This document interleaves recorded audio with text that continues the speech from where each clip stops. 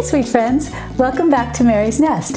Today I'm finally going to try and make turkey bone broth in my multi-cooker, and the big thing is I want to see if it comes out gelatinous. Now, the first thing I want to explain is that I have a Mealthy multi-cooker. It's very similar to an Instant Pot, but the reason I bought this was it was a little less expensive and it came with a few more gadgets and whatnot. But this is my first attempt at trying to make bone broth in here. And so what I'm going to do is I've got everything left over from the Thanksgiving turkeys. As you know, I make 2 turkeys instead of 1. So I've got a lot of carcasses and some wing tips and vegetable scraps and so on and so forth. And I'm not sure if I can fit it all in here. This is a 6-quart one. So I'm going to put in as much as I can up to the appropriate fill line, and then we'll go from there. So the first thing I'm going to do is just take the lid off, and that's easy to do. I'm going to put that over there, and then I just want to show you to see if you can see this, and I'm going to bring the camera in closer as I put things in here. It says PC Max, that means the pressure cooker max, and you can fill this basin basically 2/3 of the way full. So this is not going to make that much broth, but supposedly it should be able to make bone broth in 2 hours, and then if you want to allow the pressure to come down naturally, you allow it another 20 minutes. And speaking of the pressure coming down naturally, I'm not sure how many minutes we need for it to come up to pressure, or if that includes the 2 hours. We're going to find out. So I'm going to go ahead and start putting this in here, and then I'll bring you in closer so you can see exactly what I'm doing. Alrighty, so here, if you can see it, here is the 2/3 mark. So what I'm going to do is I'm going to throw in some of these vegetable scraps, and these are some of these I had cooking underneath the turkey, and others, the carrots are scraps from when I was making a carrot dish, and I needed some carrots, and I save the peels, I don't throw out anything, and I just stick it in the freezer, and then when I'm ready to make bone broth I pull it out. Okay, here's some like skin and whatnot. I just want to try to get as many of the vegetable scraps as I can. Okay, now we got a lot of carcasses in here, and well, it's 2 carcasses, but I've got them broken up and whatnot, but they are going to take up a lot of room. So what I'm going to do is put this one in. Let me see. And then break these and put another one in over here. Okay, that's good. Oh, we got some more veggies. And I've got some liquid down the bottom here, and I'm definitely going to add that. I'm going to add in the skin. There's good antimicrobials in the skin, which is very good for you to fight infection. Now, this is part of a wing. I think I had some wing tips in here, and I want to put those in because they help to make the bone broth gelatinous. Alrighty, let me get that wing tip in there. Let me see what else I've got in here. I have to be a little selective since we can only get so much. Now this is a back. Now that's good. Backs are always really great for bone broths. Okay, let's see how we're doing. We're getting close. And then we got to allow for to have some water. See, now this is my concern, that you really can't make all that much broth. This is a back too. I don't know if I can get this. Some of them are a little hard to break the bones, but I normally make my bone broths in the crock pot, the slow cooker. I love that. I have a nice big one, and the chicken bone broth takes 6 hours, and I do my beef bone broth for 12 hours. And they come out great, they come out gelatinous, and basically they're just sitting there. I don't have to babysit them or anything, they're just sitting there. And I get a nice amount of broth because I have I'll link to both of those videos in the iCard. I have a video where I do chicken bone broth, and then I have another one where I do beef bone broth. And I will definitely put both of those in the iCard, and you can see how I do those in the slow cooker. And I just love it. I used to do it years ago. I used to do it on the stovetop, and that always made me a little nervous because that you had to babysit and be a little careful about. But in the slow cooker, it's been working great for me. But everybody's been telling me how fantastic these pressure cookers are. So I said, well, I need to give it a try. Okay, I think that's about good. I don't think I'm going to put anything more in because I have a few other things I want to put in. And one is just right here, is just like I do my other bone broths. I'm going to put in 2 bay leaves, and I'm going to put in some peppercorns. And that's that. Now, whoops, sorry about that. Now, I have a secret ingredient. And I'm gonna put that in because I know that with that secret ingredient, I'll show it to you in a minute. All of those of you who've seen my other videos know what the secret ingredient is. But if the bone broth did not come gelatinous, then I will know it was because of the pressure and not because of what I put in. Because, and let me just bring those over here. I'm just going to step away for a minute. I'm going to wash my hands so I can remove the dish towel from on top of the other ingredients. Alrighty, I just washed my hands so I wouldn't get my dish towel too dirty. And here's my secret ingredient, my chicken feet. Now, I've shared with you in the other videos that I usually buy these from a local rancher who sells chickens at the farmer's market, and he always sells chicken feet for a great price. But I've also seen them now at my grocery store. They've becoming very popular, almost mainstream. So if you can get them, be sure to pick them up. And sometimes they'll still have some yellow skin on them. If they do, just dip them in boiling water and then pull them out. Do it real quick, and then the skin will be easy to remove. But these were already cleaned up. Sometimes they'll have a little callus here. You can just cut it out if you want. But I'm going to go ahead and put these in, and I'm going to put in 6, because normally when I make my chicken bone broth, I use 3 chicken carcass and 6 feet, which would make sense. If you got 3 chickens, you're going to have 6 feet. Now, if this does not come gelatinous, then we will know that it was the pressure and not the ingredients, because bone broth in this small amount of water with 6 chicken feet should be super gelatinous. Okay, well, I just washed my hands again because I'm going to pick up the pitcher with the water. I'm going to move this out of the way. We'll save those for the second batch, depending on how this comes out. Otherwise, we'll do it in the slow cooker. Now, I'm just pulling this closer to me so I can see the pressure cooker mark so that I don't fill it too high. And now what I'm going to do is I've got 8 cups of filtered water, and I'm just going to go ahead and pour that in. Oh, and before I do that, I had mentioned that I want to get the liquid out of here. So let me just pour. I'm going to hold this with my hand. I'm going to wash my hands again. Pour. I just want to get any of that good liquid out first. Okay, that's heavy. Alrighty, put that to the side. I'm going to come back now with the water. I'm going to put this water in. I watched a video on YouTube about how to make this, and whoops, not particularly with turkey or chicken. They were actually using beef bone broths and beef bones to make beef bone broth, and they said about 8 cups of water, and that's just about what it is. It's not quite up to the fill line.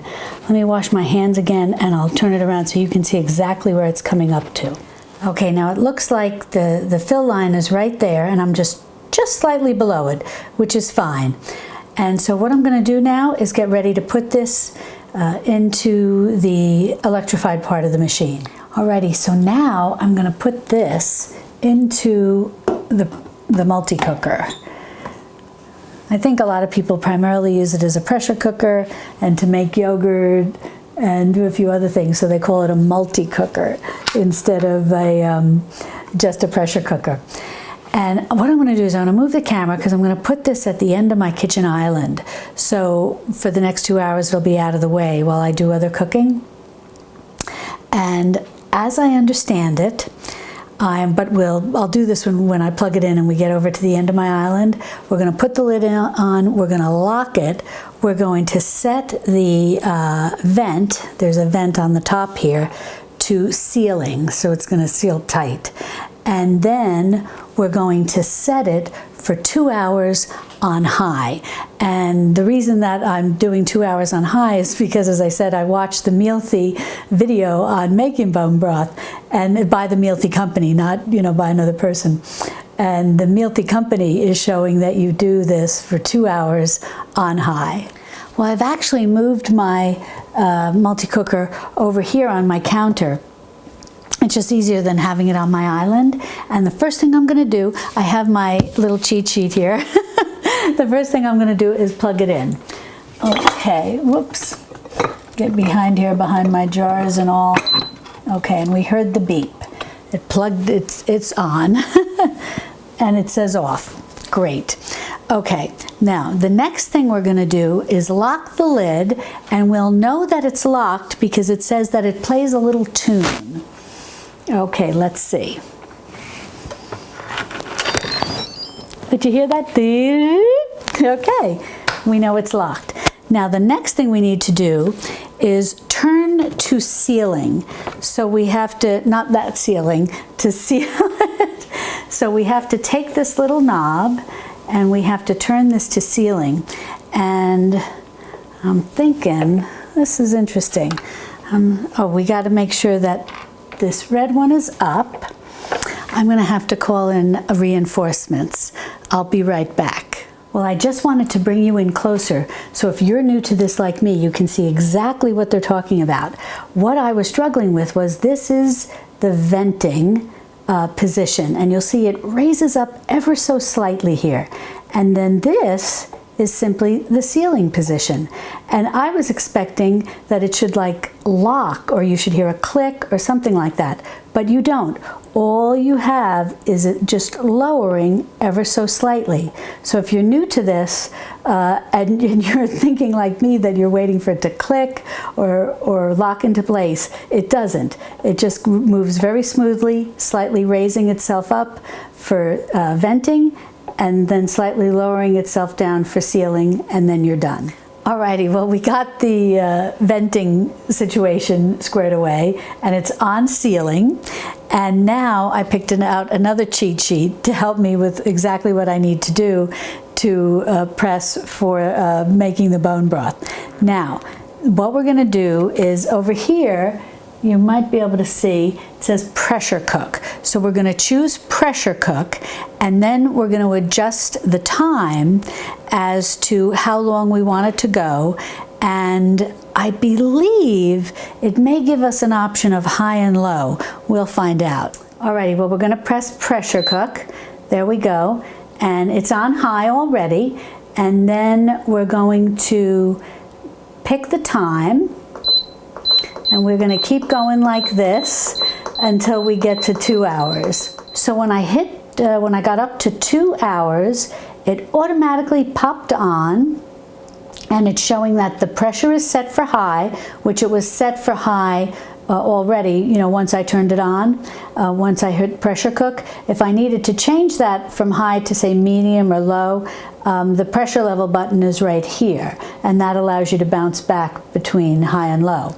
Now, that said, underneath pressure is a little, almost looks like a little thermostat, and right now it's reading normal because it's down here. You'll see it says preheating, so we're coming up to pressure, but as right now the pressure is just normal, and it's going to take, I'm not sure, we're going to find out, maybe about, I'm guessing maybe 10-20 minutes to come up to pressure. We'll see. And so that's it. Pressure high. Right now it's normal, the temperature, and it's preheating. So we'll see what happens. Well, it took about 20 minutes to come up to pressure, and then it pressure cooked for 2 hours, and at 2 hours it beeped that it was done. Now, I did not manually release the pressure. I let it come down to pressure naturally. And the reason is, when my husband and I were experimenting with this, he was brave and released it manually to release the pressure. And I'll show you what happened. It's at the sealing stage, so I'm actually going to move it to the venting stage. Woo! It's venting. That's why you want to be very careful using a pressure cooker. So I waited about 30 minutes, and from the video that I had watched on YouTube from the Mealthy company, when they were making beef bone broth, they allowed 20 minutes for the pressure to come down. But after 30 minutes, this seemed to still be showing that there was pressure. But I was getting a little impatient, so I called my husband. And I had him manually release the pressure. And it still actually had some pressure in it. And some steam came out. But not as, it wasn't as active, I should say, as what you saw in the previous clip. So now I'm going to unlock it, and then we'll remove the bones, and we'll strain the broth, and I'll refrigerate it, and we'll see if it came out gelatinous. So here we go. I'm going to open it up, and I would imagine that this is quite hot, so I'm going to open the lid this way so that the steam is away from me. Ooh. Oh, not too bad. Alrighty. And there we have it. Well, the broth looks really good. Now let me see, this is quite hot. So I'm going to get some pot holders to lift it out so that you can, and then I'll bring you in closer so you can see how this looks. Well, I just wanted to bring you in closer so that you could see this. One thing that I will say is, yeah, everything is quite softened. You know, look at these chicken feet. You can just easily break them up. Everything's very soft, and the color of the broth looks very rich indeed. Now, what I'm going to do is put some in a glass, and I just have a spoon in the glass here because this is very hot, and the spoon will keep the glass from cracking. And I'm just going to put a little in here, and then I'm going to put it in the refrigerator and see if it becomes gelatinous. And then we'll strain this, and we'll get ready to put the whole batch in the fridge, let it chill, and then I can skim the fat, and then I can decant it. Now, this came with the Mealthy, this little spoon, as well as it comes with 2 of these pot holders that were very useful in removing this from the actual machine, because this is very hot. And I'll put up in the iCards, I'll put a link to a video that I have where I actually did an unboxing of the Mealthy multi-cooker, and I show everything that comes with it, and I go over the whole machine, so you can check that out, and I'll put it in the iCard. Alrighty, well, let's see. I'll go put this in the fridge, and we'll see if it comes out gelatinous. While we're waiting for my test broth to chill, I just wanted to show you, I strained out all of the bones and the skin and the veggies. And if you notice, if you can see down here, it's under 8 cups. It looks like it's right about at 7 cups. And so that's interesting. So I'm able to get a little less than 2 quarts of broth out of the Mealthy. And normally when I do this in my slow cooker, I do get more broth than that. Well, I strained out the broth. I just ran it through. I put a, not cheesecloth, the other one that I like to use, the flour sack towel, and I lined a strainer, and I strained it out just to get the little bits of debris and whatnot that were left in it. And amazingly, in the Pyrex measuring cup, it's showing that I got a little more than 8 cups. So that's good. So basically, I got 2 quarts of the turkey bone broth. So that's a good amount for a small batch. Now when I make it in my slow cooker, I can make a much bigger batch and I wind up getting more. And so it's a little bit of a trade-off. If you have just a small amount and you want to do it in the pressure cooker, it's going to probably round up to be in about 3 hours unless you're brave and can release the steam comfortably rather than waiting for the pressure to come down. But if you want to make a bigger batch, you can do that in your slow cooker, and that's about 6 hours, but you wind up getting more broth. So that's a good thing too. But I'm impressed that I got a little over 2 quarts here. And I will, hopefully that I've got that broth cooling, and hopefully if it's gelatinous, then it's a real win-win. But even if it's not, it's still nutritious, and the color is beautiful, so I suspect the flavor is lovely, and this will be wonderful for making soup. And one more thing I wanted to mention while we're waiting for that broth to cool is that if you're interested in buying a Mealthy multi-cooker, I'll put a link in the description below to where you can go find one. It's gelatinous! Now go check out that video where I show you how to make a big batch of chicken bone broth in a slow cooker. So subscribe to my channel, click on that video, and I'll see you over there in my Texas Hill Country kitchen. Love and God bless.